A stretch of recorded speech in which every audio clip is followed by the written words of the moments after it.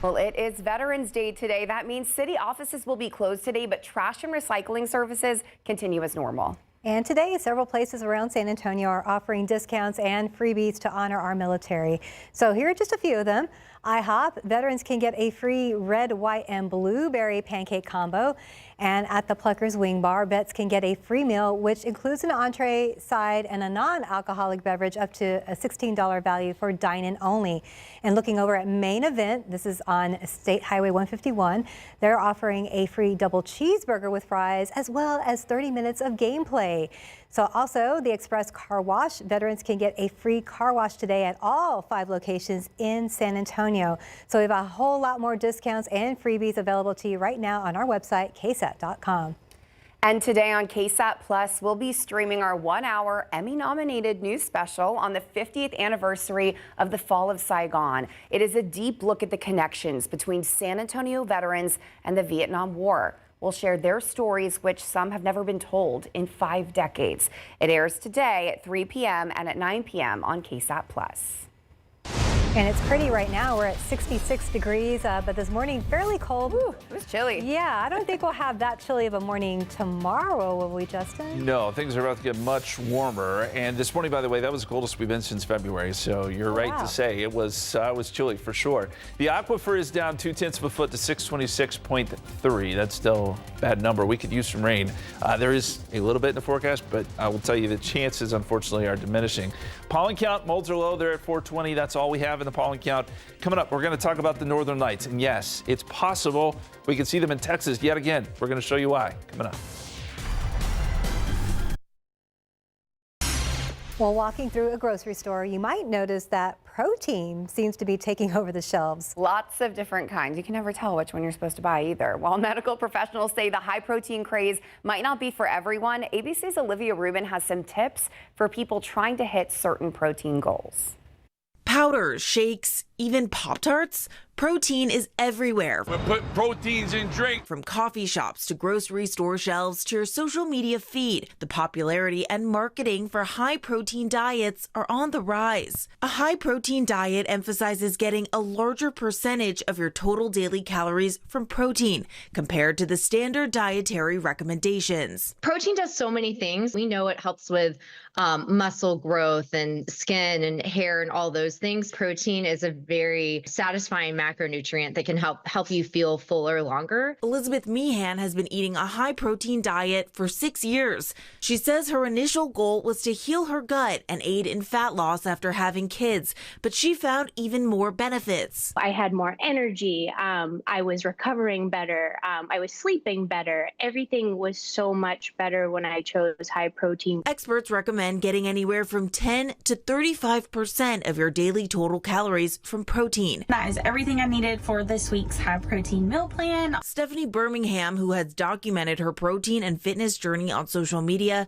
says she typically eats 160 to 170 grams of protein a day, which puts her right at the top of that range with 35% of her daily total calorie intake. It was really refreshing for me for them to say, okay, high protein diet will help you in your fat loss goals, but it'll also help you maintain the muscle that you're building. Protein products have exploded in popularity and now come in all forms. Stephanie and Elizabeth both say some of these products can be great tools to help them meet their goals, but that they also take a hard look at those nutrition labels. Is it actually a lot of protein? Is this something that I should be putting in my body? Really looking out and seeing what's the saturated fat content, what's the added sugar content. Not all protein is equal. It's best to reach for lean and plant-based sources. Think lean meats, low-fat dairy, Greek yogurt, and then don't forget your lentils and beans. And balance is still important. Pair your protein with fiber-rich foods, ensuring that you're getting the fresh fruits, fresh vegetables. And of course, it's always important to consult your doctor before making any big dietary or lifestyle changes. Olivia Rubin, ABC News, New York. I know we were just talking. There's the waffles. I saw protein cookies. I feel like it's they're too good to be true. I feel like I know. I feel like that too. I just started the protein waffles. Did you like them? I did. Okay. Yeah, they weren't too They bad. all taste pretty good. I mean, don't give me an excuse to eat waffles. No. I'll do it. It's okay. It's okay. Protein. Protein is having a moment, though, that's for It sure. is. It truly is. Hey, guys, this morning, earlier, we had an interesting thing happen up in space. The sun released a solar flare, but this was a big one. And the sun has been active over the last week. It's been putting out quite a few of these. But what we're hearing from the Space Weather Prediction Center, is that now we have a G4 storm watch, which on a scale of 1 to 5, G4 is high. We don't see these too often. So what does that mean for us? Well, a couple of things here on Earth. These are notoriously hard to predict, but this energy does come towards Earth. And it can mess up some of the high-frequency communication devices, although that's fairly rare these days. But what also can happen is that we can see the northern lights at a pretty far south latitude, meaning some of the southern parts of the country could actually see it, which is, we don't see that very often. We've had a couple instances, though, in the last couple years. Really, it's with your camera, your phone camera, if you take it out. And I think this is probably going to be tomorrow morning, by the way. That would be our best opportunity to see it. But you may be able to see a little bit of color in the sky from this because it's just so strong. I certainly think the northern half of the country is for sure going to see something tonight going into tomorrow morning. But just something to keep in mind. We're certainly going to watch it. Pretty interesting what's unfolding there on the sun. It has been an active month for the sun in that sense. All right, back down on Earth. Let's look at the wind gusts. We've got gusts to 15 now in San Antonio, gusts 21 in New Braunfels, 26 in Fredericksburg, 23 in Kerrville. So the winds are strong. They're not overly, powerful, nothing like what we saw, say, last weekend. But these winds are strong enough to where we do have that fire threat today that we talked about. And part of the equation with that is that we have low humidity levels, especially the further west you go. So these are the current relative humidity levels, and Kerrville's at 16%, Fredericksburg is at 18%, and I always like to say the cutoff is about 20%. That's where you get below that threshold and you get a gusty wind, that's where the fire threat really starts to jump up. So I think that parts of our area certainly do need to be very, very careful here. And the fire weather alerts have been posted here, or red flag warnings as we call them, from San Antonio all the way up to Abilene, down to Laredo, Eagle Pass, and Del Rio. Any of those areas shaded in pink are areas where if we were to see a fire, it could spread pretty quickly.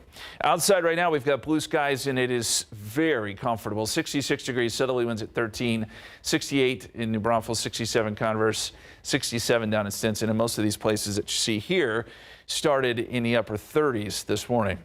Hour by hour, 71 at 2 o'clock, 72 at 3 p.m. That'll be our high temperature, and then we'll slip into the 60s tonight, but it will not be as cold. Temperatures won't fall as fast tonight because, we'll have winds still somewhat breezy, but also we're starting to see more humidity come in, and that does make a difference. It keeps the temperatures from really bottoming out. And I think tomorrow morning we'll start off at 50 instead of the mid to upper 30s like we saw this morning. There will still be some 40s on the map for the hill country, but in general, a much warmer morning. All right, let's look down the line now.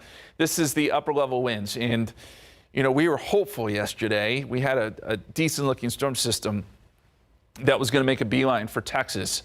Things have changed, and that's because these storm systems are notoriously tricky. These cutoff lows, as we call them, they break apart from the jet stream, and sometimes they like to drift and move at their own pace, and I think that's going to be the case here. So what's changed? Slower timing with this thing. Now it looks like it's going to move further north. Yesterday we thought it would move into Texas. Not so anymore. The models are now thinking this is going to shift further north, and that really does lower our rain chances, unfortunately, as we get into the weekend. And it's not going to bring us a lot of cooler weather either. So just know that by Saturday and Sunday, rain chances are certainly not looking as good. 83 Saturday, 81 Sunday, 79 as we get into Monday, and just some small rain chances there Sunday and Monday. Guys. Thank you, Justin. We'll watch out for it. Well, a young mother and her 2 boys killed in a crash. How their family is keeping their memories alive. Well, a teenage boy is critically hurt after being shot on the south side. San Antonio police say their officers responded around 8:15 last night to Somerset Road and found a male, possibly 16, with a gunshot wound to the stomach. Well, he is now in the hospital in critical condition.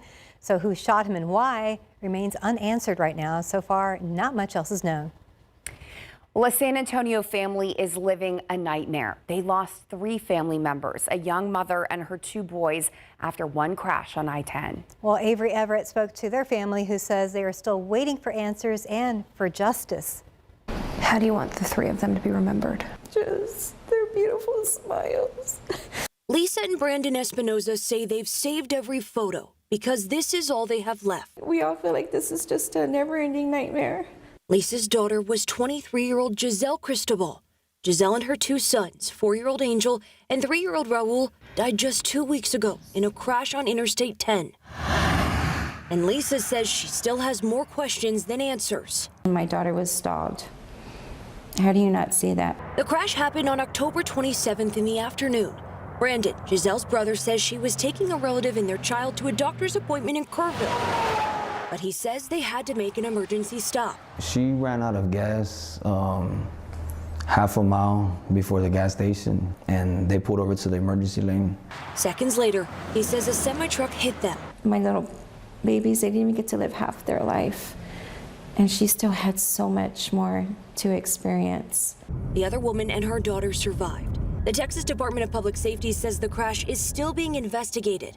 Giselle's family says the truck driver stayed at the scene after it happened. It's not fair, because now, they changed the whole family's life. We're going to make her so proud, because we're going to make sure that we get justice for her. In the face of tragedy, this family says they found strength in one another, keeping Giselle and her boys' memories alive. Because she was a young lady, a beautiful mother who was devoted to her boys, and they were just taken way too soon. The driver of the semi-trailer was not injured in the crash. As of Monday night, DPS did not confirm if that driver had been arrested or would be arrested in the near future. Avery Everett, KSAT 12 News. Thank you, Avery Everett, for that report. Well, getting a loaf might not be as romantic as having a traditional wedding, but it could help your wallet. How the price of saying I do continues to rise. I'm ABC's Perry Russman. Washington, the funding bill that would reopen the government now heads to the House. The shutdown could be over in days. That story coming up.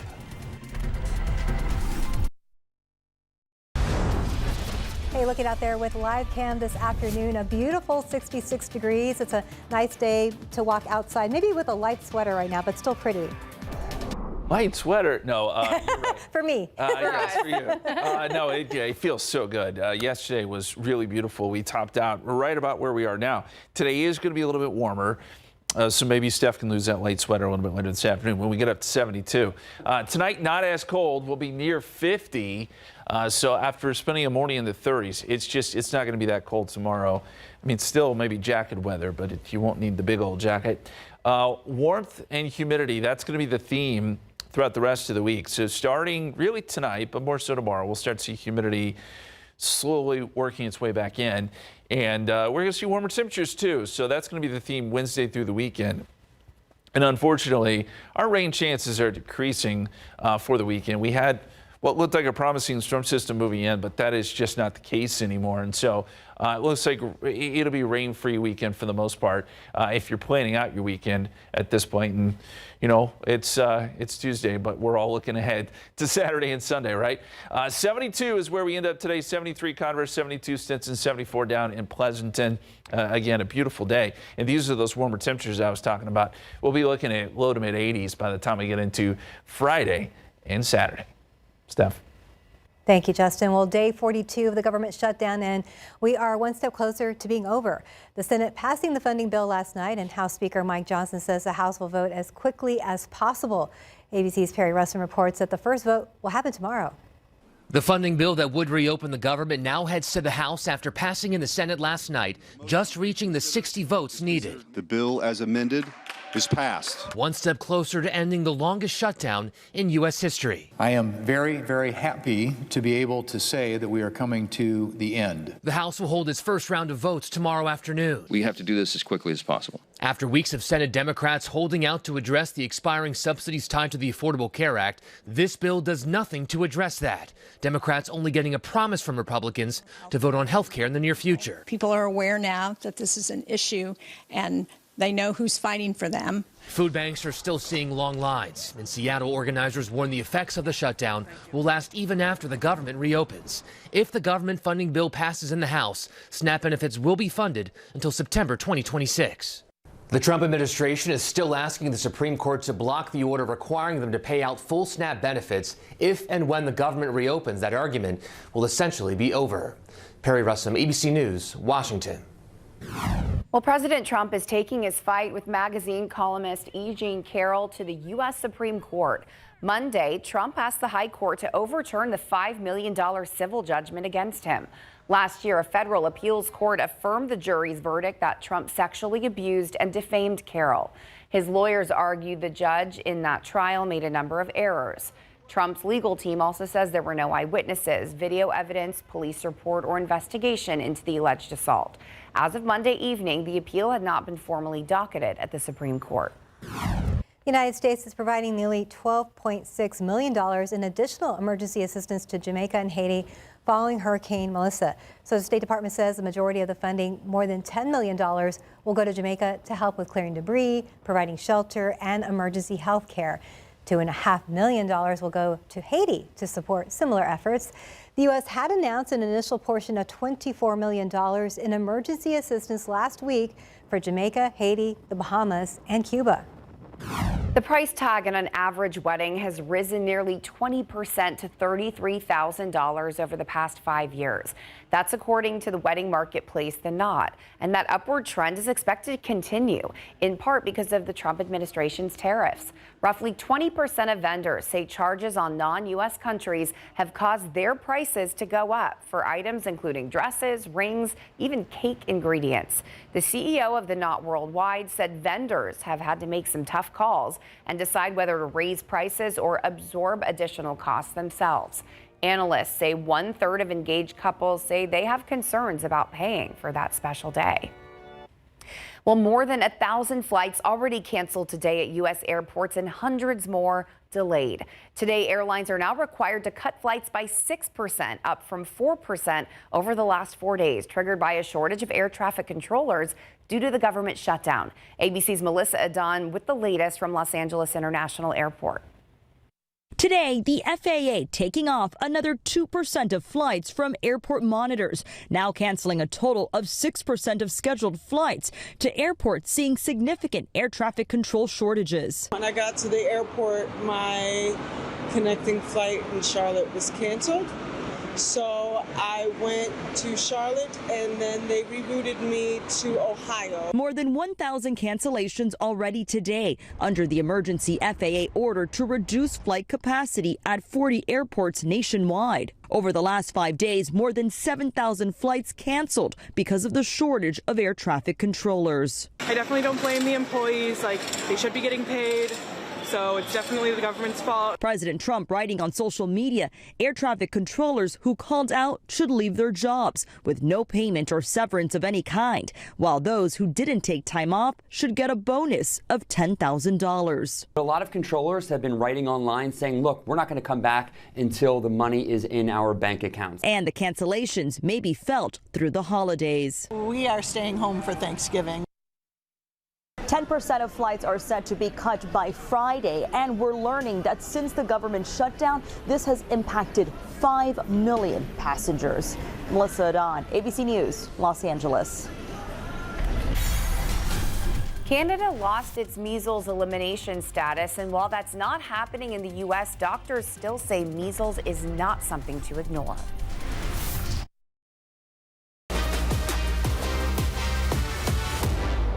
Against Vucevic, Wemby a three, San Antonio in front, another triple. Nice. In case you missed it, another dramatic win for our Spurs. And of course, it was Wemby to the rescue. Yeah, the Spurs were actually down late in the fourth before Victor sinks a transition three to tie the game. And then right after that, Wemby hits a shot from downtown again. That was the game winner in the Windy City. Spurs win 121-117. San Antonio is now 8-2 for their best start since 2015. So Wemby led the way with 38 points with 6 threes there, and Spurs are back home to play the Warriors tomorrow night. Oh, I was at the game last Friday. It was so much fun. Just watching all those players together, they're just killing it. It's exciting. Yes, it's been so exciting. And leaving the game, like, used to be hot, right? Now it's like super nice and like really good game day weather. It's perfect. It's perfect. And I went to bed last night thinking the Spurs had lost. Oh. And Wemby just went to town. He is clutch. And I love it so much. All right, 66 so far today, 38 was the low this morning. That is below average. And we are running below average for now, but I think our high temperature will be pretty close to the average later today. Records are 91 and 26, not in jeopardy, and we're going to see some warmer temperatures coming up. We'll have another look at the 7-day forecast headed your way. Well, Canada lost its measles elimination status this week amid a large ongoing outbreak of the virus, according to the Public Health Agency of Canada. While the U.S. has not lost its measles elimination status, rising cases and declining vaccinations remain a top concern for public health officials. So CNN's Mandy Gaither has a look at the latest data and explains why experts say measles is making a comeback. In Canada, as of last month, more than 5,000 cases of measles were reported for the year. That's more than twice as many as the previous 25 years combined, and has led to the loss of the country's measles elimination status. Some worry the status in the United States isn't far behind. We have seen quite the dramatic increase in measles really across the North America. Dr. Keisha Davis with the American Academy of Family Physicians says measles is a serious respiratory illness characterized by a sore throat, high fever, cough, and a rash on the body. Serious complications in severe cases include pneumonia, brain swelling, even death, and the virus is highly contagious. 9 out of 10 people that are exposed to someone with measles, if they are not vaccinated, 9 out of 10 of them are expected to contract measles. That's quite a high number. The latest CDC data reports 1,681 confirmed measles cases in the U.S. this year as of November 4th. Of those, 92% were unvaccinated or had an unknown vaccination status. It's very concerning that we are seeing this illness to be on the rise, especially when we know that there are very simple steps that can be done to prevent it. Davis says vaccination against measles is the best protection. It's typically given to children between 12 and 15 months of age, with the second dose given at 4 to 6 years old. We really do encourage folks to get that vaccine. For Health Minute, I'm Mandy Gaither. Well, we're definitely watching the weather, and I know we were super excited about some rain, but at least we've got these nice temperatures. Yeah, it's kind of our sweet spot, is what I like to call it, when we reach these temperatures that South Texas rarely gets. Yes. So we get a couple weeks out of the year. We got to enjoy it, right?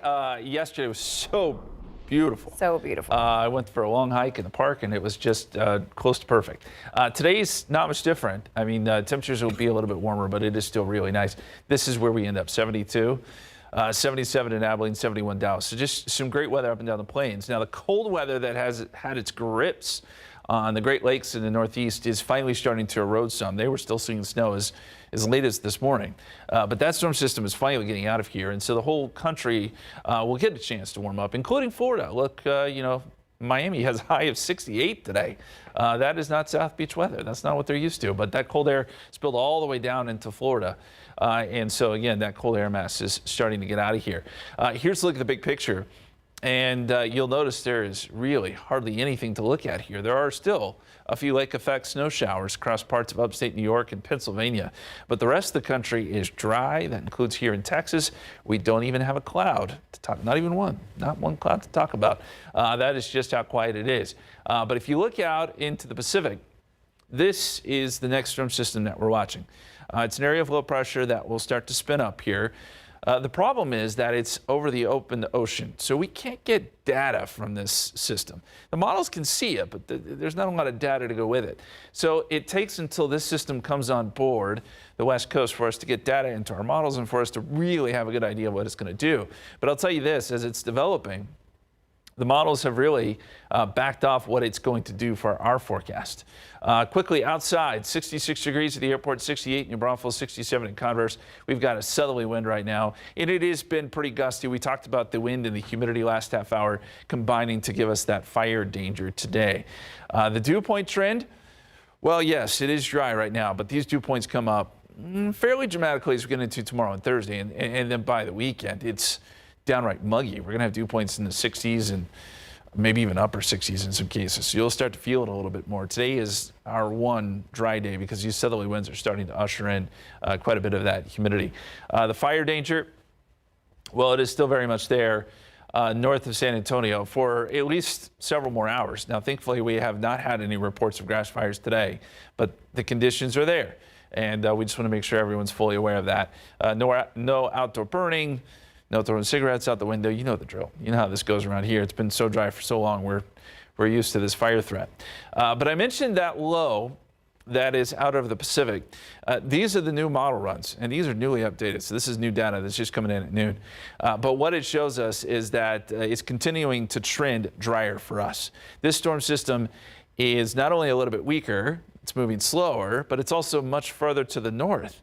That means our rain chances are really going down and going down in a big way. I still think Monday to Tuesday we could get some showers and storms along a boundary. But if we're talking the weekend now, I would say you're pretty much set for the weekend. Only a very small chance Sunday, and then Monday, 20% chance. So that's a pretty dramatic change from what we were talking about yesterday. I just want to make sure everyone's fully aware that the weekend is looking much, much better. So morning fog Thursday and Friday, and look for some warm temperatures all the way through the 7-day forecast. We'll be right back.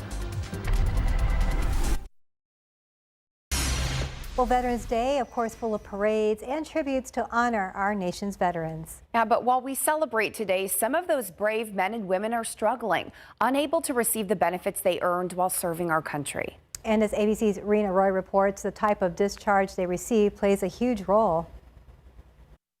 By serving in the armed forces, U.S. veterans earn certain benefits like health care, disability compensation, and retirement pay. There are some vets that have been cut off from these benefits, often because they were given less than honorable discharge. I think a lot of civilians think this person had their day in court, or, there's some sort of justice, and that's really not always how it works. In some cases, the alleged misconduct is connected to undiagnosed or untreated mental health or medical conditions connected to their time in active duty, such as PTSD or traumatic brain injury. And there are sexual assault survivors who go AWOL to get away from their attacker. Veteran Advocacy Project provides free legal services to low-income veterans, including assistance with military discharge upgrades. We had an individual who had an other than honorable discharge during the Vietnam era, and he was able to get health care. He was able to, it had taken so long that there was a back award, and he used that for down payment on a little house in Queens. But the nonprofit is in need of more lawyers. Help from VAP is in such high demand, there's a wait list. Meantime, a number of these vets struggle with homelessness and inadequate medical care. Individuals who are discharged under conditions other than honorable have significantly higher rates of suicide than veterans honorably discharged, according to a study published in the Journal of the American Medical Association Network. People think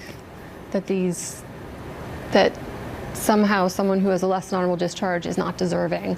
There are individuals out there who have experienced some injustice and aren't getting what we promised them as a country. Rena Roy, ABC News, New York. To find out more or to donate, go to veteranadvocacyproject.org. And veterans in need of assistance should reach out to a VA-accredited representative or Veterans Service Organization. And if in a mental health crisis, the Veterans Crisis Line is available 24/7. Dial 988 and press 1.